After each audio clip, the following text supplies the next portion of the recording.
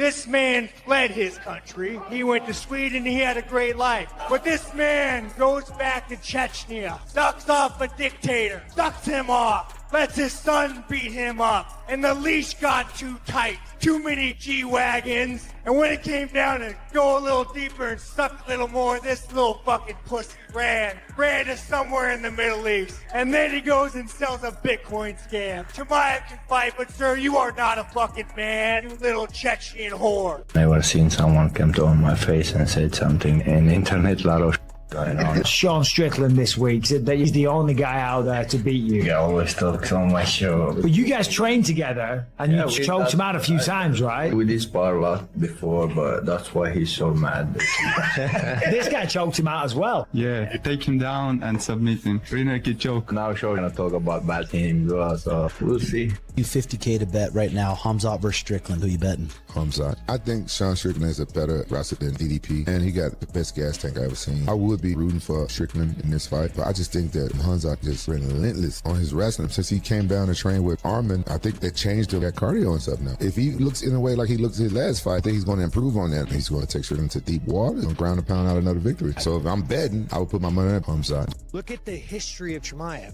Chimaev goes, he flees his country and goes to fucking Sweden. Goes to Sweden, has this nice prosperous life with all the normal folks. And then he goes back to Chechnya, where the fuck he's from, and he goes and he gets balls deep with his dictator. Fucking balls deep with his dictator. And his dictator's like, all right, well, here's a G-Wagon. Now I want you to go train my kid, and I want you to let my kid beat you up. And this dictator's like, all right, now I want you to do this. And then Chimaev's like, whoa, whoa, whoa, whoa. I was signed up to be a prostitute, but you're going too deep here. The tip is going too far in.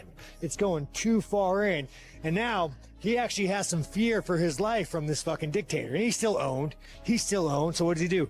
Hops on a plane, goes to the fucking sand pit. They could probably give us money or some shit. Is this 185 right now? No, this one's 170. I'll tell you what I can't fucking wait for is Khamzat versus Strickland. Let's fucking go. That's really happening? Holy in New shit. Jersey. Yeah. In New Jersey, Damn. Joey. Yeah. Damn. That's a motherfucking fight. That's a Super Bowl right there, dude. Dude, the press conferences, bro.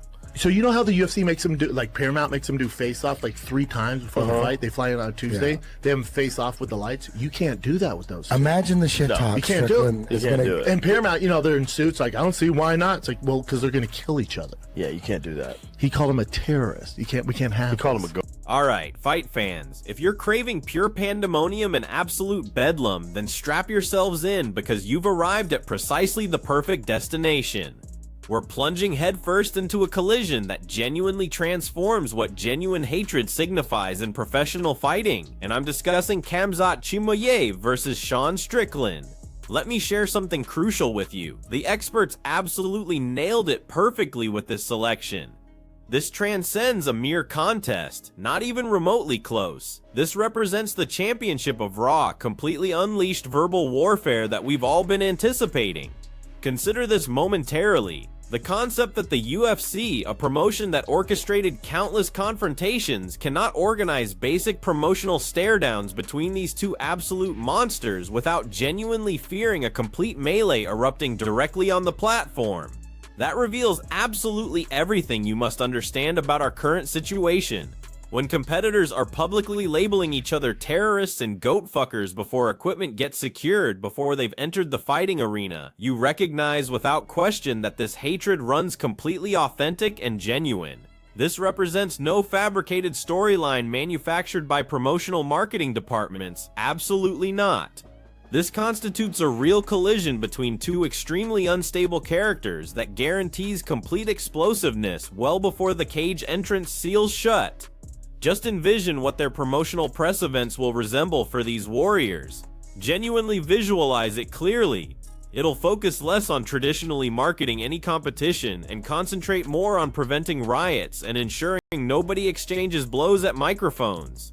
Before that fight, I'm like, man, Strickland will probably get fucked up by Khamzat. Then the shape I saw him in, I was like, motherfucker. Something truly intriguing emerges here. Sean Strickland's perceived preparedness for confronting someone like Khamzat has dramatically transformed, and observers are viewing him through completely different lenses. As experts intelligently observe, prior to his recent performance, countless fans and commentators would have completely dismissed Strickland against a destructive force like Chimaev without hesitation.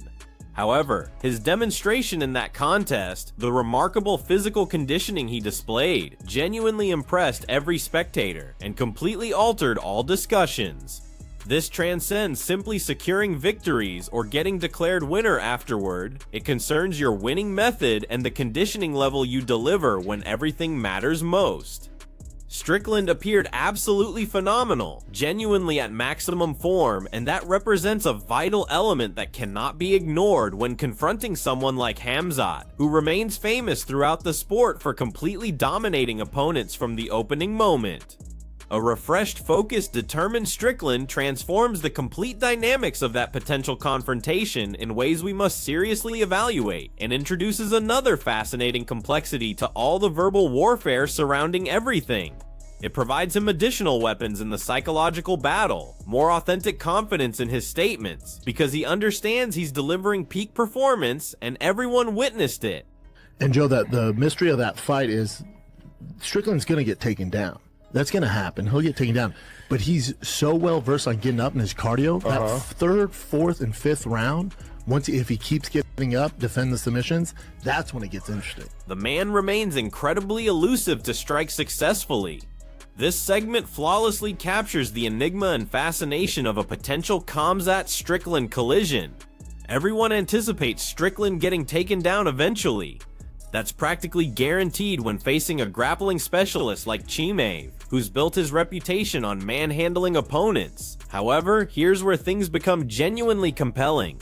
The authentic fascination, the element that maintains your complete attention, lies in Strickland's remarkable capacity for returning upright, his apparently endless conditioning that never fails, and his underappreciated submission defense that's rescued him repeatedly. The contest becomes truly captivating and worthwhile during those final rounds if he can repeatedly escape Khamzat's dominance and scramble back standing consistently.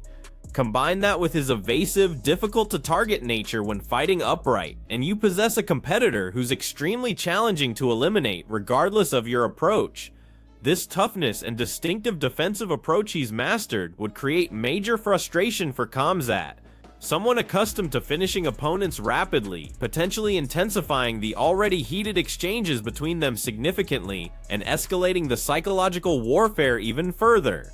He remains so difficult to hit cleanly. He executes countless deceptive techniques standing that opponents never anticipate. Keeps coming. Yeah, no way Khamzat's gonna fucking stand with him. He's gonna try to take him down. No way. Keeping you.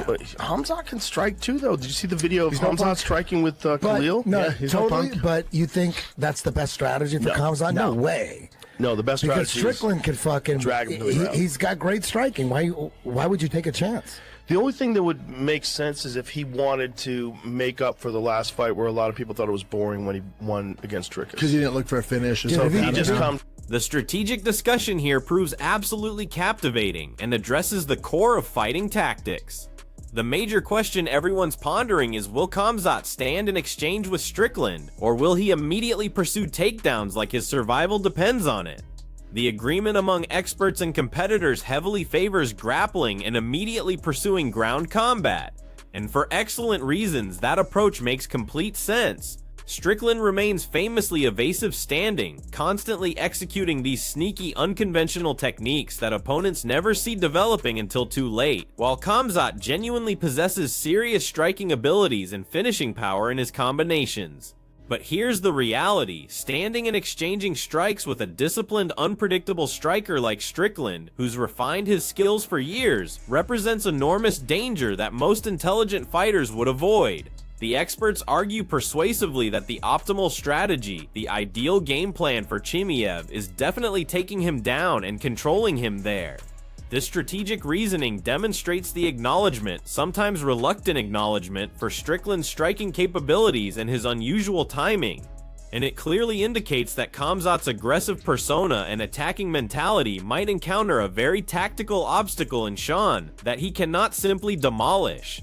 The verbal warfare generates excitement and sells events absolutely, but the real fighting strategy determines where genuine battles occur and where victories get decided. But here's why you can try to stand with Strickland, because he's not a knockout artist. Like, he's a volume puncher, like a Nate Diaz. It's a lot of volume. So even if you do stand with him and you get pieced up, he's not really going to knock you out. And we really don't know how strong. With one shot. We really don't know how Khamzat's chin is, right? He's never like we don't know. No, if he went toe to toe with.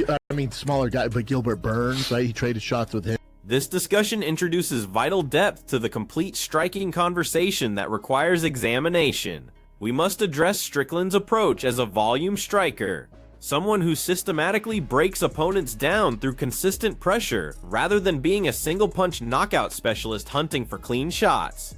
This detail proves genuinely important when considering it, as it indicates Khamzat might actually attempt standing and trading with him, understanding he's very unlikely to be immediately eliminated with one strike. But then arrives the essential question that nobody possesses a clear answer for. We genuinely don't know certainly how Khamzat's durability performs and how much damage it can absorb. His knockdown against Gilbert Burns, despite occurring against a smaller opponent moving up divisions, serves as a clear reminder and warning that he's not completely untouchable standing. This uncertainty and unknown factor regarding Khamzat's resilience when receiving clean contact, combined with Strickland's completely relentless pressure that never stops attacking, introduces another fascinating variable to their potential confrontation that makes predictions difficult. It's not simply about who's technically superior, theoretically, but whose unknown weaknesses and vulnerabilities will be revealed first under pressure. He's like, what the fuck do you want me to do? I can't even hit this guy. Nothing. He couldn't even come close. He's just throwing it in trying air. to take him down? I mean, we couldn't get close. I mean, he never... He's really tough to take down. Michael Venom just controlled that fight. He just controlled every aspect of that fight. Even during this early, seemingly unrelated discussion about fighting approaches, simply mentioning Khamzat's name immediately transforms the entire conversation toward wrestling, and the distinctive challenge of fighting a Dagestani-style competitor with that persistent grappling dominance. This observation establishes a central foundation for understanding Khamzat's reputation as a controlling grappler who enforces his will, and it emphasizes the major criticism that his approach might not be most entertaining or exciting for casual fans wanting knockouts, but it's undoubtedly effective at securing victories, and that's what counts. This perception of Khamzat as a wrestling-focused fighter who's going to drag opponents into deep waters establishes all the strategic discussions we've been hearing, particularly how he would approach a striking specialist like Strickland, who wants nothing involving ground combat. It creates the baseline expectation for any Chimaev contest, an expectation that Strickland's distinctive unorthodox approach aims to disrupt and completely derail, adding even more intensity to their personal verbal war and making the promotion that much more explosive. The panel's completely emphatic statement that he's going to attempt taking Strickland down 100% of the time, absolutely no way he's standing with him for extended periods, reinforces the primary strategic expectation for Khamzat despite any claims or perceived improvements in his striking that he might declare. The intelligent money, the calculated prediction, and the most effective victory path for Chimaev flows through his wrestling background and grappling superiority period. This forecast testifies to Strickland's proven difficulty and defensive expertise, standing that's frustrated countless opponents, and it suggests that while Khamzat talks extensively and says extreme things, his actual fighting plan would likely be very calculated. Focusing intelligently on his strength against Strickland's weaknesses and technical gaps, this tactical reality contrasts sharply with the reckless, wild verbal attacks we're hearing, creating an interesting contradiction between words and the likely actions we'll witness once competition begins. A fucking animal in his prime, and that was the first defeat that Thompson had, and like he just couldn't deal with the full rounded skill set and the pressure, nonstop, veteran pressure, and just like he could fight on the ground too. Like, and then Woodley beat Thompson two times. Yeah, but it was super boring. But Woodley fought him the right way. Yeah, just like he's fighting him. Don't engage. Don't just run into the wood chipper. The comprehensive description of Michael Venom Page's opponents being completely bewildered, totally confused, bruised and unable to strike this competitor cleanly, provides a compelling comparison to Sean Strickland's fighting approach that we must examine, similar to MVP's unconventional methods. Strickland possesses a distinctive, awkward, and extremely frustrating approach that makes him remarkably difficult to locate or strike accurately, regardless of effort applied. Opponents often feel genuinely powerless in there with him, standing across the octagon, wondering, what the hell do you want me to do against this guy's strange movements? This complete inability to get close without absorbing damage or land effectively on him characterizes both fighters' methodologies. This comparison genuinely emphasizes the challenge Khamzat would face in simply getting his hands on Strickland initially, let alone controlling him on the ground for extended periods, highlighting the defensive masterpiece that Sean often demonstrates for 5 complete rounds. It's an approach that's intentionally designed to frustrate and mentally defeat opponents over time, perfectly matching the trash-talking character that keeps audiences watching and invested. I told you guys, it's 2 fucking well-known training partners. I'll tell you what, man, props to Patterson, because this is the first dude that Venom Page has fought that doesn't look like he doesn't belong. This comprehensive analysis of how successful fighters like Matt Brown and Tyron Woodley strategically handled the challenging, puzzle-like approach of Stephen Wonderboy Thompson provides an essential strategic framework, a guidance system, if you will, for addressing elusive strikers like Sean Strickland, who make opponents look foolish. The secret, as the panel discussed thoroughly, is possessing a complete skill set without vulnerabilities and maintaining persistent pressure that never diminishes like Brown delivered, or using a disciplined strategy of don't engage carelessly, don't just charge into danger, stay on the perimeter and select your opportunities wisely like Woodley implemented. This strategic patience and varied skill set would be completely essential for Khamzat against Strickland's unconventional movement. It highlights an important reality that even the most dominant fighters globally need a clear, calculated game plan against distinctive stylists who don't fight traditionally, proving that verbal warfare alone, regardless of entertainment value, won't secure victory when competition begins. Intelligent strategy, proper preparation, and mental discipline will be critical against Strickland's frustrating rhythm that disrupts your timing. The discussion about legendary past contests, epic battles like Johnny Hendricks versus GSP that people still analyze today, and the Super Bowl comparison that gets mentioned subtly connects to the enormous excitement and elevated expectations surrounding a potential Khamzat Strickland contest that fans are demanding. The panel remembers these historical battles as razor-thin, extremely high-stakes competitions, where the decision could have legitimately favored either competitor depending on round scoring. This perfectly previews the kind of intense, unpredictable war that Khamzat and Strickland could provide if they ever meet in the octagon. Their verbal warfare isn't just empty noise for social media engagement, it's actively creating genuine anticipation for a contest that, similar to these legendary battles from MMA history, could be a career-defining moment for either man, decided by the narrowest margins, truly meeting the Super Bowl expectations in terms of tension, drama, and memorable moments. It's literally the last guy you want to fight a style like that, someone who understands. This reference to MVP, while specifically about him, addresses the fascinating dynamics of well-known training partners who've spent years together sparring each other, which creates distinctive challenges. It speaks to the often awkward nature of such confrontations, where familiarity can create hesitation. While Khamzat and Strickland aren't training partners who understand each other's techniques completely, their intense personal verbal warfare means there's absolutely no question of mutual respect or hesitation between them whatsoever. The panel's observation here serves as a powerful contrast to typical training partner contests. Unlike fights where familiarity might create caution and restraint, Khamzat's Strickland bout promises anything but that kind of limitation.